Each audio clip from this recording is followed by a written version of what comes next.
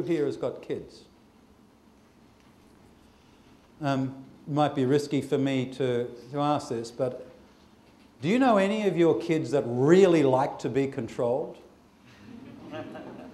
I mean, they really hate it, don't they?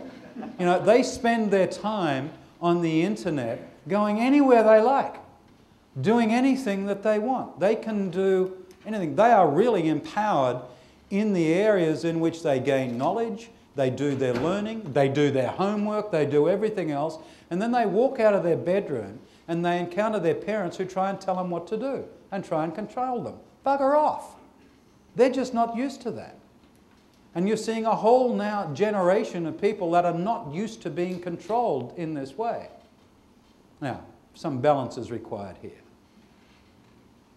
But there is a simple fact that the mentality of the adult and the child is the most fundamental mentality that exists in the relationship between a manager and an employee, a team leader and the rest of the team. And for as long as that mentality is permitted to exist, all of these really good things that you're going to do about changing structures, changing processes, changing systems, changing the hours of work, changing the way in which people are going to be remunerated, they won't work. They won't make a difference. Because people don't like to be told what to do. They don't like to be controlled. And so now, what you're seeing, now I can give you the examples of several companies that are really actively, consciously going after this, to change the mentality of the headquarters to the sales, to the geographies, the mentality between headquarters and the divisions, the mentality between the directors and the sub-directors or the rest of the teams, is that you speak to each other and engage with each other in adult-adult relationships. And when you have started to be in the conversation about what that means and what that takes, about how to really genuinely give respect to somebody, to give regard to somebody, to actually hold a point of view about a choice which you need to make based upon a genuine feedback and one-on-one inputs rather than artificial concepts of hierarchy, then you're in a position to really make a difference. This can start to shift a culture. And behind that, and I'll be quiet in a moment, what I found is the second thing, that when you mix it with that, the conscious recognition on the need to shift from adult-child to adult-adult relationships in the way in which we engage with our people, then the other shift.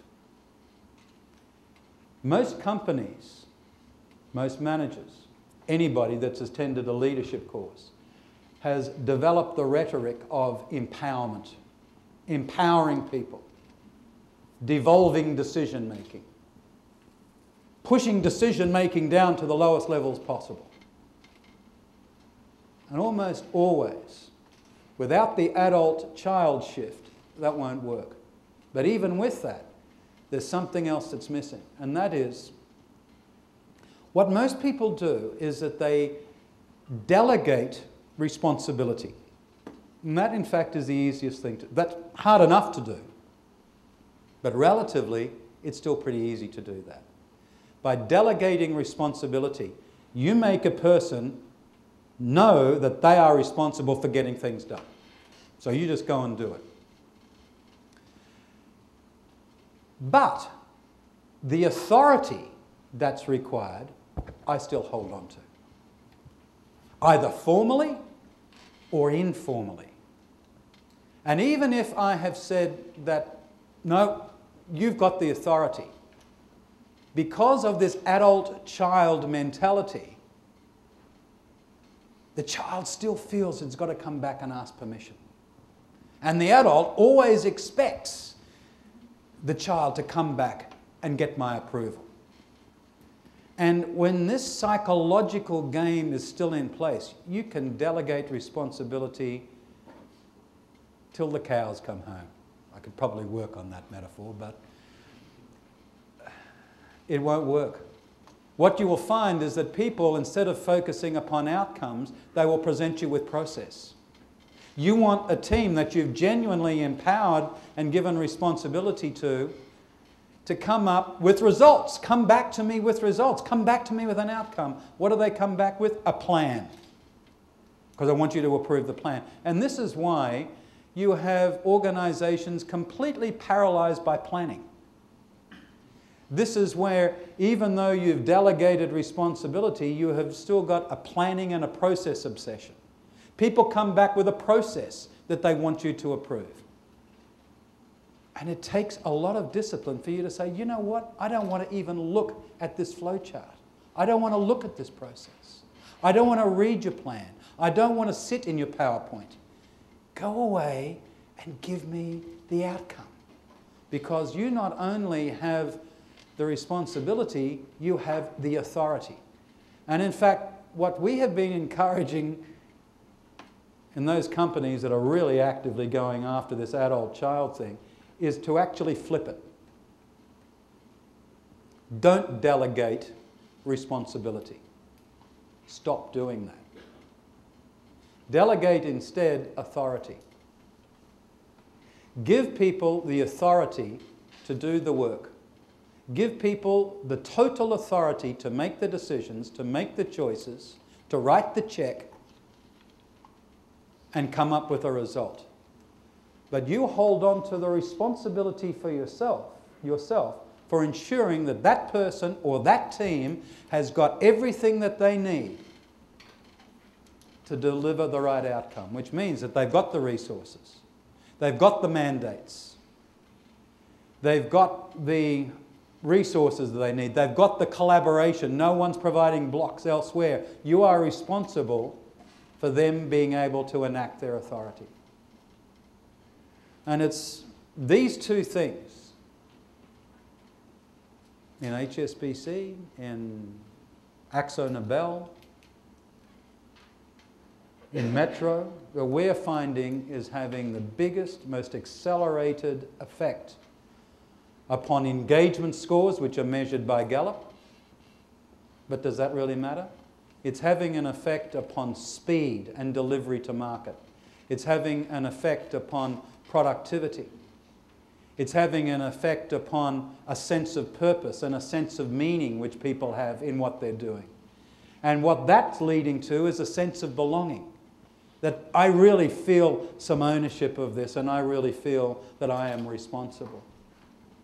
People feel more secure, they feel more respected, they feel more engaged.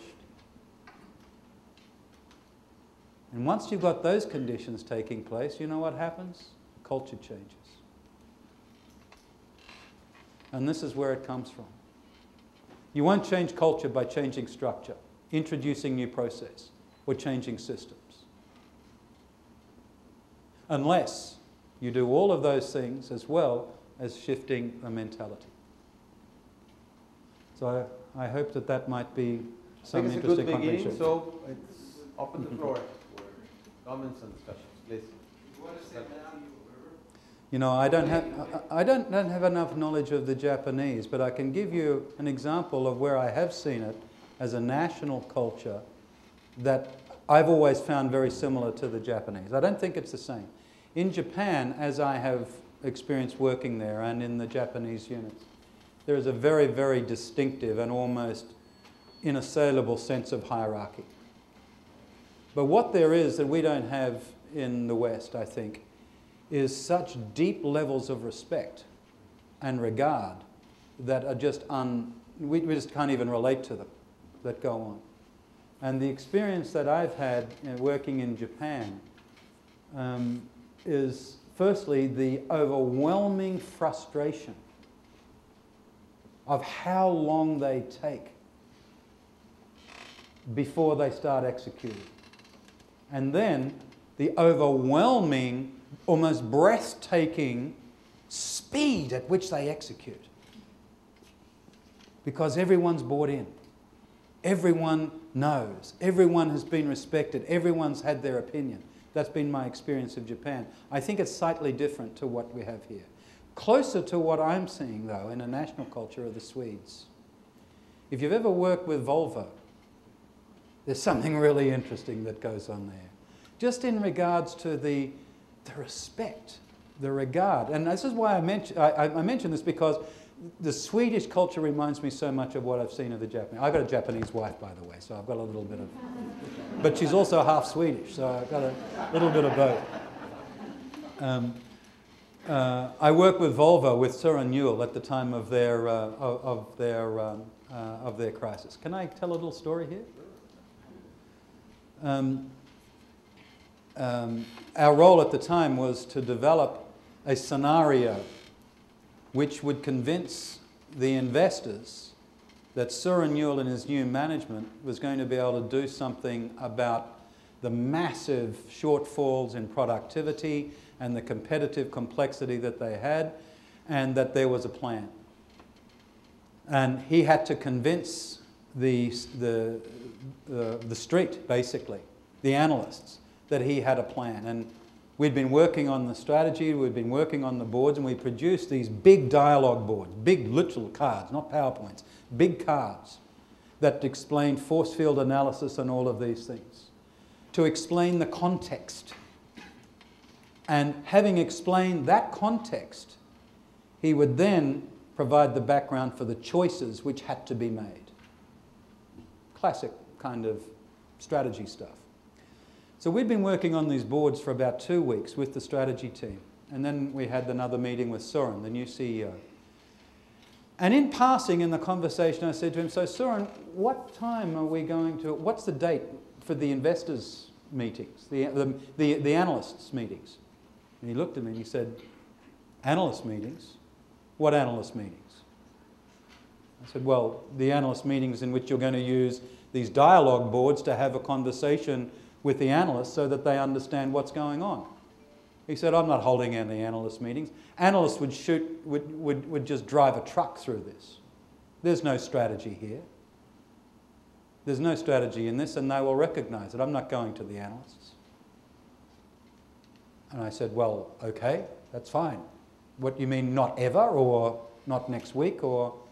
So I said, what are these for? And he said, this is for Torslanda. Now, Torslanda is the factories of Volvo, at least during the, we're talking now period, the late 90s. And I said, you mean the shifts? And he said, yeah, the shifts. I said, so we have been preparing dialogue boards for your conversations with the shifts? And he said, that's exactly right. And I said, my God, I don't know how this happened, but we've got a problem here. This is far too complicated for factory workers.